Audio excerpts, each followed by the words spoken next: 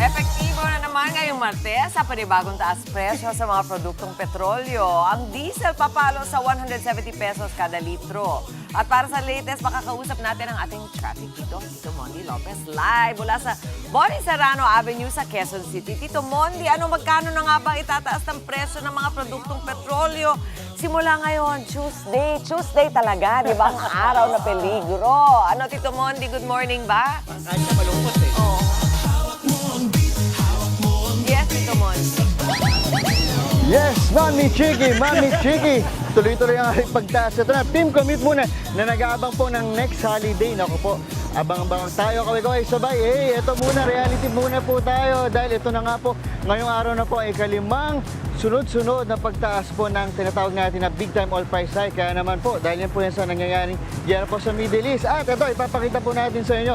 Dahil ngayon po, ito, nandito tayo sa isa sa mga gas station. Ang pinaka-pataas po natin ito, ang pinaka-presyo po natin sa diesel po, aabot ng mahigit 20 pesos po o halos 20 pesos kada litro po sa diesel. Samantala naman sa ating eto pa natin sa gasolina naman po, halos 6 na piso po kada litro. At ang kerosene naman po, mahigit 9 na piso naman. Ang resulta po nan, yung presyo po ng diesel sa NCR nga, sasabi nila, posibleng aabot pa na nagpas 170 pesos kada litro. Tapos yung gasolina naman po, halos 120 pesos kada litro naman po. At sa kerosene, aari ba sa 170 pesos kada litro. Naku, mataas-taas po yun na talaga. At kaya nga, dahil nagpas alas 6 na kanina po, naabutan natin dito sa Bonnie Serrano na may ilang mga jeep po at mga motorsiklo na humahabol bago magtaas nga ng presyo ng krudo. Kaya naman, mamaya po kumusta rin natin ang ating mga jeepney sa aming pagbabalik. Back to studio!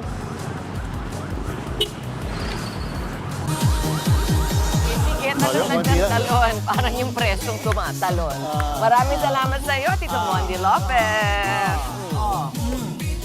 Mga kapatid, marami na pong tsuper ang napilitang gumarahe dahil sa sobrang laki ng gasto sa petrolyo, Mami Chiki. Ang hinaing ng mga tsuper, pupulsuhan ni Traffic Tito Mondi Lopez. Ganun ba ang pagpulso ni Tito Mondi? Sige, tingnan natin. Live siya sa Aurora Boulevard sa Quezon City. Tito Mondi, nagdadalawang isip na bang mamasada ang mga nakakausap ng tsuper dyan? Ayan, sabi sa'yo, Maui, hindi ako nagkamali, di ba? Hawak pa rin niya ang bill. Hawak pa Kahit rin. may problema. Yes, Mami Chiki. Nagdadalawang isip din ako sumaya. Mami Chiki, ito na doon. Kahit talagang todo natin, kahit malungkot na balita. Ito na nga, Mami Chiki at Maui. Team Commute, kaway-kaway sabay. O, isa pang hataw. Pero malungkot. Napilitan. Ito na mga kapatid natin, update po natin na itong kinakatayan ko, itong wheel top side natin, ito yung kanto na yan, pihit muna natin mula dito sa hanggang doon sa may 4 na jeep na yan. Kapag ganitong oras, puno po yan, hindi kayo makikita na may pagitan. Itong buong kalsada na yan, talagang punong-puno yung mga jeepney drivers natin na naghihintay na kanilang turn. Ito yung mapabiyahin ka po hanggang doon. Pihit natin, pakita natin. Ipihit natin, ayan, hanggang doon sa mga tricycle na yan. Ganyan kaba, pero diba, mangilan-ngilan lang. Yung mga pasero natin na iipon dito, pero ayan, kita nyo, mabilis lang tapos wala na namang jeep.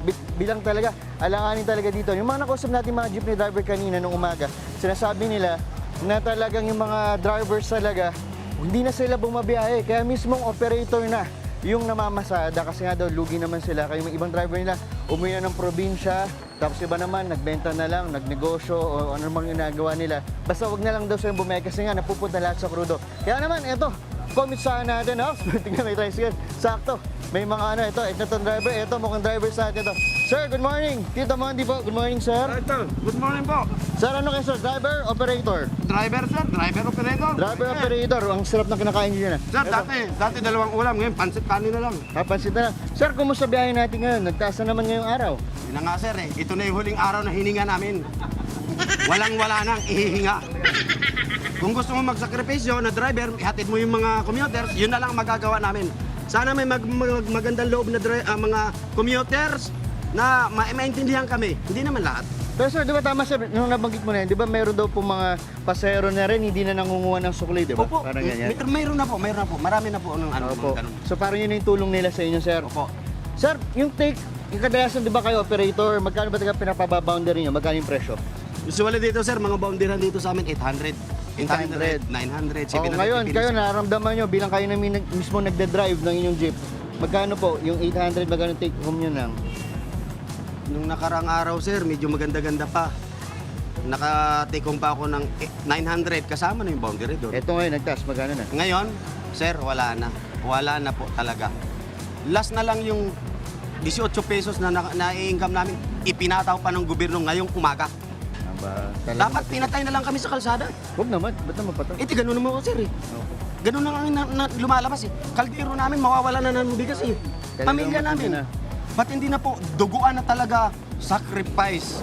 Kailan ho ba kami maiintindihan ng gobyerno? Kami pong tsuper ang nagmamalasakit na maghatid sa mga commuters para makarating sa kanilang paroroonan, makauwi sa kanilang mga tahanan. Sir, speaking of talagang simpatsya ng gobyerno sir natin.